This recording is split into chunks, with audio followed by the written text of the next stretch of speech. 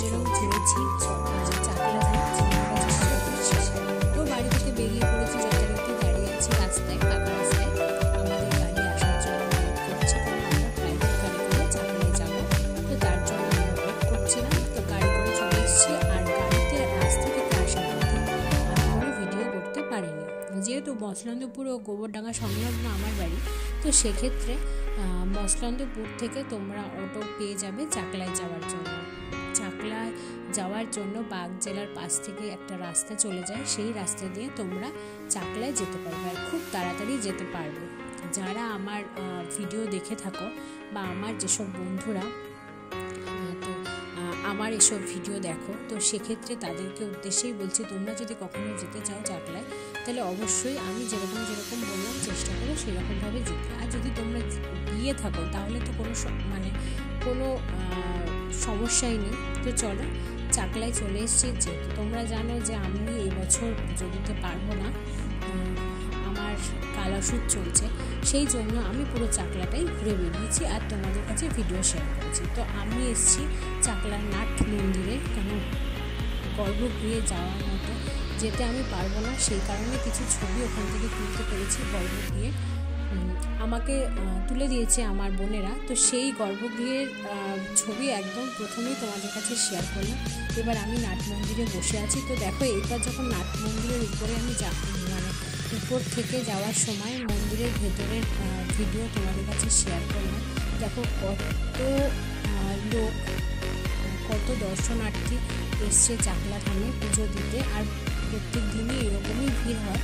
তো পুজোর ডালা তোমরা বাইরে থেকে পেয়ে যাবে, আর ভেতরে পুজো দিতে গেলে যে অনেক সময় বলে ডালা অনেক টাকার ডালা দিয়ে পুজো দিতে হয়, সেরকম কোনো ব্যবস্থা নেই।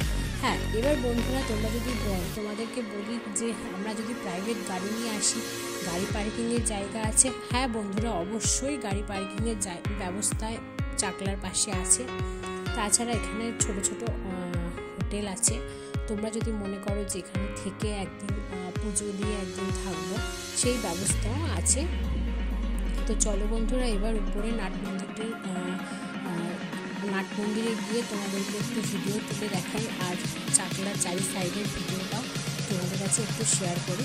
তো দেখো, ওই সাইডের বিল্ডিং যেটা চলে গেল, ওই সাইডের বিল্ডিংটাতে বাবার জন্য পরমান্ন বা বাবার প্রসাদ ওখানে রান্না করা হয়, এবং ওখানেই আমাদেরকে প্রসাদ বিতরণ করায়, যেটা বাবার রাজভোগ হিসাবে দেওয়া হয়।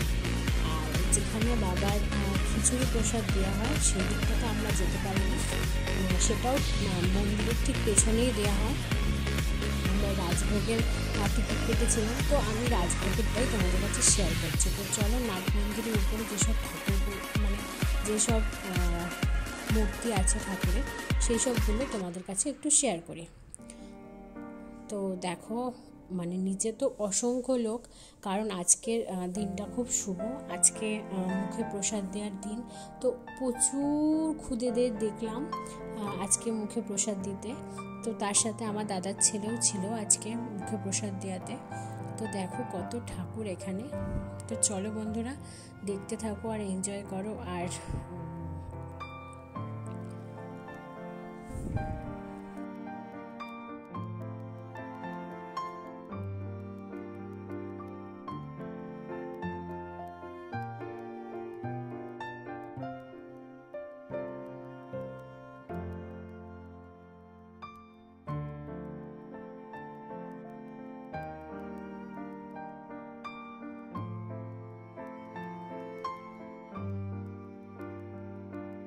দেখো বন্ধুরা, আমি মাঠের থেকে দাঁড়িয়ে আস্তে আস্তে এলাম সামনে, সেখান থেকে এসে তোমাদেরকে ভিউ দেখাচ্ছি।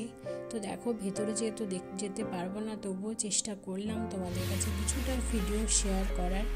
দেখো, বাইরে থেকে সবাই ছবি তোলার চেষ্টা করছে, আর এখানে ক্যামেরার কোনো বাধ্যবাধকতা নেই, কোনো নিষেধাজ্ঞা নেই যে ক্যামেরা অ্যালাউ নেই বা কিছু, সেরকম কোনো ব্যবস্থা নেই। এই জিনিসটাই আমার খুব ভালো, আমাদের কাছে এই জিনিসটা খুব ভালো লেগেছে, বিশেষ করে আমার কাছে তো খুব ভালো লেগেছে।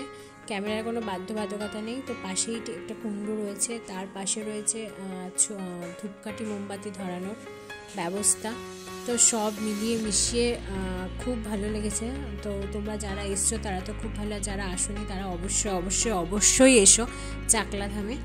তো চলো এরপর আমরা যাব প্রসাদ, রাজভোগ প্রসাদ গ্রহণ করতে। তো বাবার আজকে প্রসাদে ছিল খিচুড়ি, কুমড়োর তরকারি, পোলাও, পনিরের তরকারি, পনির আলুর তরকারি, কিন্তু পনিরটা মিসিং ছিল, যাই হোক, আর চাটনি, পাঁপড় আর পায়েস। তো বাবার রাজভোগ সত্যি অমৃত ছিল, বিশেষ করে পোলাওটা আর খিচুড়িটা এত সুন্দর হয়েছিল সেটা কল্পনার বাইরে। তো যাই হোক, ভিডিওটা আমি এখানেই সমাপ্ত করছি। এখনের মতো টাটা, আবারও দেখা হবে নতুন কোনো ব্লগ ভিডিও নিয়ে। তো সবাইকে জানাই happy happy happy new year, বছরটা সবার খুব ভালো কাটুক। টাটা, শুভরাত্রি।